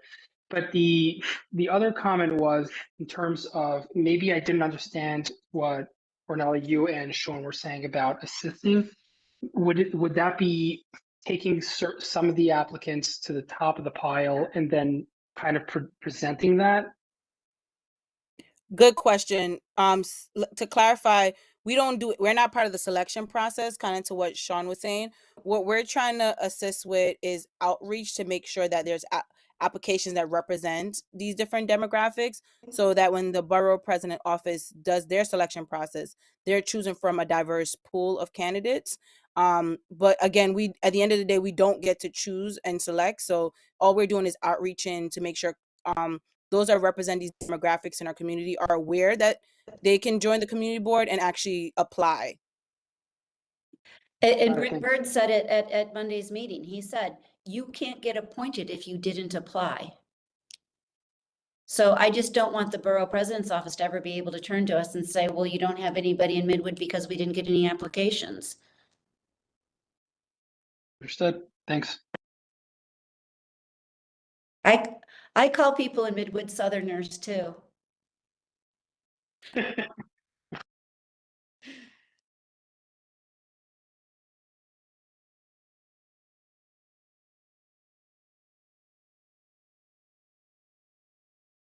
Heard, Nina. I'll look at the borough president's application. I think there are, this is to Nina's point about people being legally disabled, but I'll look over the application that the borough president sends out. Musa put a hand up. I was going to say, I think it is a question on the application, but it wasn't reflected in Ornelia's spreadsheet.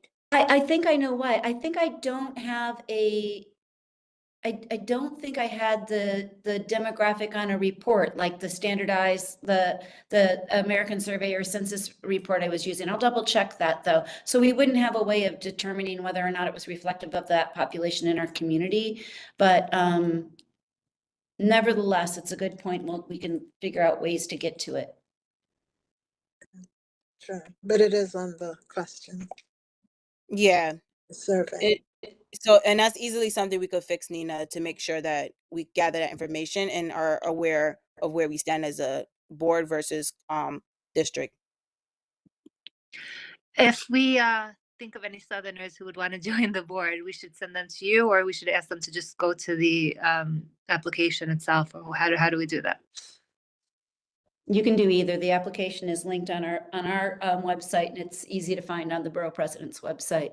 But if anybody wants to talk to the office, y'all know where to find me. Yes, we do. And then I see 2 hands. I see Musa followed by Liz. I feel bad because I already asked a question. Ornella, do you want to go with Liz first and then come back to me? I'll listen Of course, to your if work. you want to defer to Liz. Yeah, I was just going based on the order. So go ahead, Liz.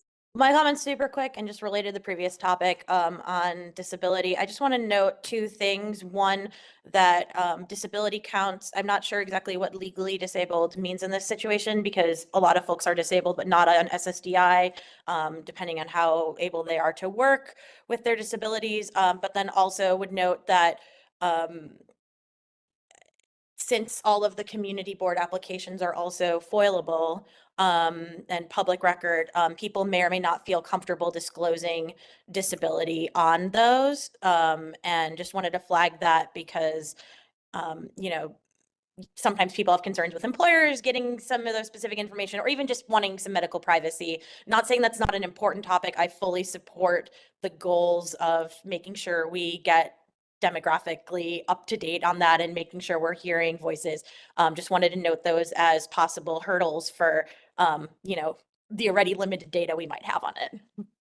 Yeah, Liz, that's a good point. That's why when I speak, I always say like people identify as, because people could choose to identify in any survey that best fits their like, you know, their internal choice of identification. So it's all based on what they disclose with us. So we can only go based, you know, data is always skewed. So we can only go based on what people choose to disclose transparently.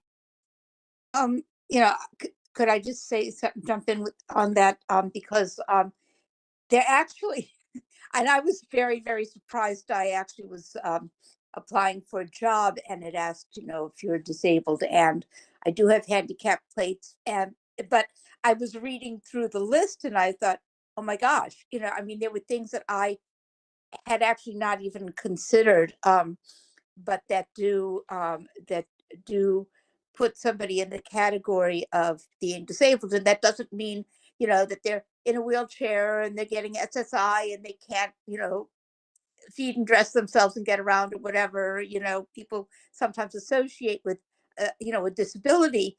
Um, it means, you know, it can mean a medical condition that means that um, they have to have just a certain accommodation made in order to cope with that condition or what have you. So, you know, a lot of very, very, very capable people are out there and doing and working, and you would not necessarily even know that they have a condition that requires that accommodation. So just throwing that in there because that's just a huge, huge, I guess, close to my heart topic and something that both, personally and as part of human services and health and human services is something that I feel strongly about. So thanks for letting me do my spiel. Of course, Anita. And it's not spill, it is important. And people with the same disabilities or category may choose not to identify as either. So that's also important that each person has a different experience with the word disability and how they choose to identify. But with that being said, I want to make sure that we have 5 minutes left for at the end of the meeting. So Musa, will have you as a last question, and then we will move on. Okay. I'm gonna squish these two into one. First, I'm pretty sure I know the answers, but I just want to be sure.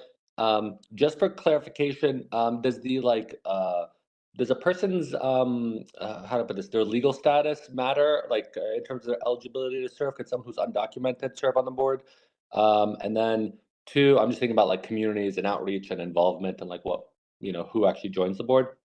And the other one is um, all the outreach I've seen in terms of like all the ones I've seen. Again, I'm part of this one part of a much broader community. It tends to be online, either social media sharing or maybe a Facebook group or something like that. I've never seen like advertising to join either our community board or apply just in general to be a community board member, like in, I don't know, a train station or something like that. When I'm thinking about like public transportation, people take public transportation or like on a bus stop or something. Maybe I'm just missing it and there is a ground game, I'm just not aware. Again, I'm just part of one slice of the community here. Do we know if there is a ground game? If there isn't, I can always help with that stuff. Just let me know. I just need a flyer or something, I guess. I think it's on the Link NYC kiosks. And we can double check with that. Yes, Sean, it is. Yeah, so confirmed. Down on the subway, you got to pay for that. So I don't know if it's down there. Yeah. But there is a flyer. It's attached to the emails. We can make sure it gets to all the board members as well, because I've been sharing it on my like social media and different things like that. So if you feel inclined to like post it on your social media or other places, that's with legally, of course, Sean. Let me make sure I add that in there. As long as it's in a legal space that you have permission to share, I would say go for it. Okay.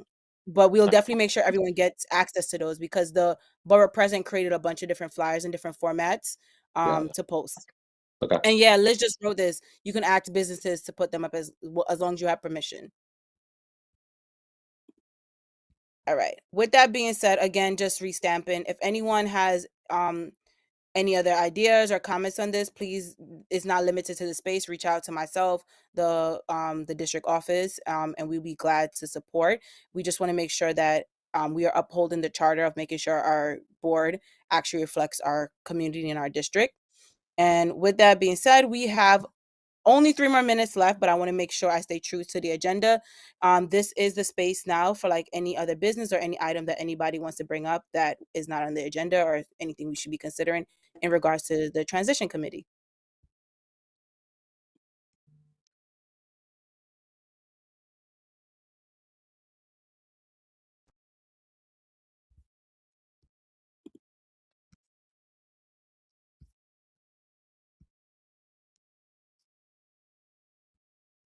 So I was an educator for years, y'all, and I am really good with awkward silence. But it looks like there is no questions or any other business that anyone wants to share. So with that being said, we are 2 minutes before 8:30. Yay! I want to make sure that I again thank our legacy members who shared tonight. Your knowledge was super informative and super helpful. I know I echo the sentiments of others on this call. Thank you for taking the time to share. Thank you for the time you served on our board. And we are really appreciative, like you spending time with us tonight. And then just echoing again around the composition, please reach out to us if you have any organizations you think we should be reaching out to help diversify our community board. And again, if there's any item in regard to transition that you think we need to bring up to, you would like to bring up, please reach out to myself directly, but also just reach out to the district office. And thank you for everyone who got on this call tonight, anyone who's live streaming or will be watching this later. I hope you guys have a great night, and I will see you guys. To see you, Jonathan. Thanks for coming Good to back. see Don't you be a too, Sean. stranger. Of course, of course. Take care, Great everyone. to see you, Good seeing you, Jonathan. Jonathan.